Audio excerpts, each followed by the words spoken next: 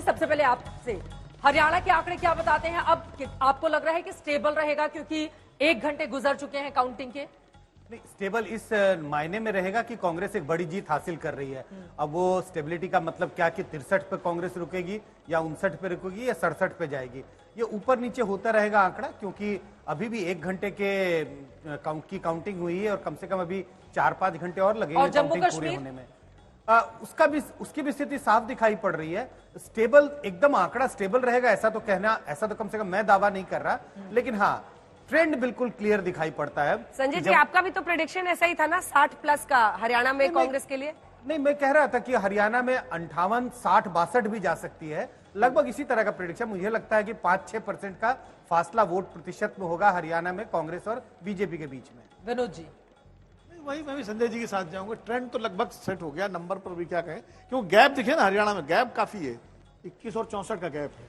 अगर ये गैप कम होता तो हम ये मान सकते थे, लेकिन फिर भी ये है कि ट्रेंड एक तरह से दिशा तय हो गई है। अब ये नंबर कहाँ रुकता है, कहाँ घटता बढ़ता है, ये देखना पड़ेगा। और मुझे लगता है शायद अब पोस्टल बैलेट जो है खत्म हो गए होंगे, अब काउंटिंग ईवीएम शुरू हो गई होगी, तो एक्चुअल ट्रेंड जो है अब ज्यादा दिखाई पड़ेगा, क्योंकि पोस्टल बैलेट से लेकर कोई अंदाज लगाना थोड़ा मुश्किल होता है।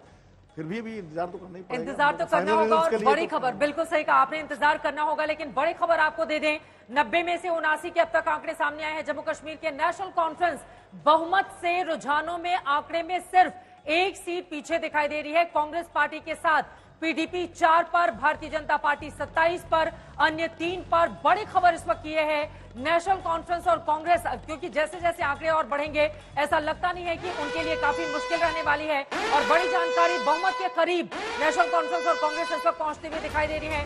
नेशनल कॉन्फ्रेंस कांग्रेस दोनों का प्रदर्शन पिछली बार बहुत खराब रहा था, एक को 15 आई थी, दूसरे को 12 आई थी। लेकिन इस बार देखिए, जम्मू कश्मीर में बहुमत के करीब कांग्रेस और नेशनल कॉन्फ्रेंस, और बहुमत पार कर चुके।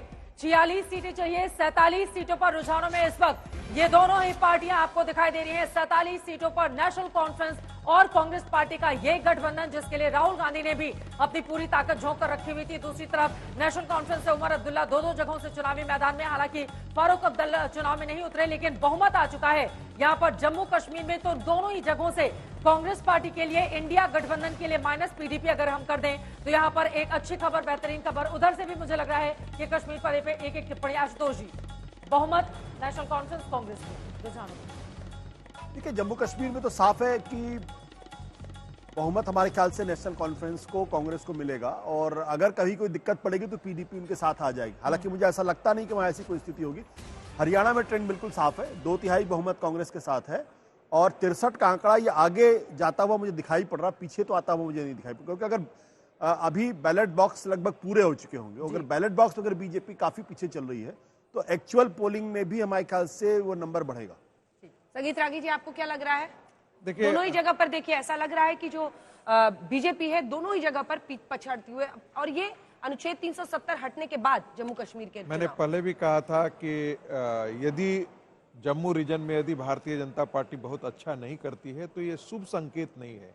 इसका मतलब है कि आपको 43-46 सीटों में 43 सीटें जो हैं वो, उसमें भी आप पूरा जो पोलराइजेशन जो पिछली दफा हुआ था उस प्रकार की सीटें नहीं है। यदि ये 40 या 36 के आंकड़े तक यदि भारतीय जनता पार्टी 35-36 तक पहुंचती यदि जम्मू रीजन में, तब भारतीय जनता पार्टी के लिए एक बड़ी संभावनाओं का द्वार। अभी तक की जो रुझान है उसके मुताबिक तो सिर्फ 2 सीटों का फायदा हो रहा है। पिछली बार 25 लेकिन सीटें मुझे एक बड़ा हैरानी हो रही है वहां पर जम्मू कश्मीर पे पार्टी अध्यक्ष का बार बार ये कहना कि हमने हमारे इंडिपेंडेंट थे। स्ट्रेटेजिकली आपको ऐसा नहीं कहना चाहिए था, और मैं देख रहा हूं कि चुनाव के दरमियान से ही आज तक पर कई बार वो ये बात बोल चुके हैं। कोई भी आदमी यदि आप दूसरे के घर में घुस करके यदि आप लड़ना चाहते हैं तो ये बता करके नहीं आप घुस करके रखते। मोसाद जाकर के यदि ऑपरेशन किया इजरायल के अंदर तो ये बता करके नहीं किया कि हमने आपके यहाँ ऑपरेशन किया है।